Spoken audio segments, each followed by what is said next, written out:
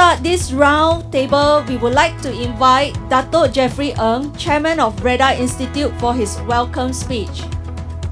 And I'm pleased to say that various authorities have actually adopted, with obviously their own tweaks, many of the recommendations that we have developed. Based on the data that we have, the numerous data that was shared from DOSEN and worked together with Professor Wong, the median multiple actually is a very conservative approach.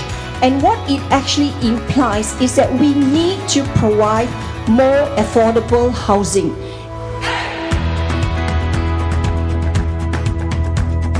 Just a bit of historical context. Today we're talking about developers' obligation to do affordable housing. So our country, our PM is pushing for the Madani concept, and actually developers have been doing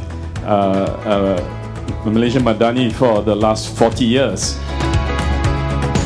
So can I have a show of hands? Which table would like to go first? And then at the end of the day, also what you can service the debt. High-comers need not have affordable housing because the income of people over there does not warrant affordable housing. There's a growing trend of people who don't want to be tied down to the commitment of a mortgage. The concern that I heard is actually a logistic issue. If you multiply that by volume, there's a lot of homes that government can build at much lower cost. To us, I think NAPIC can take a few things, even like moving forward, like to conduct market intelligence study. If you finance something which definitely the property will appreciate in time, the risk will be low from the bank perspective.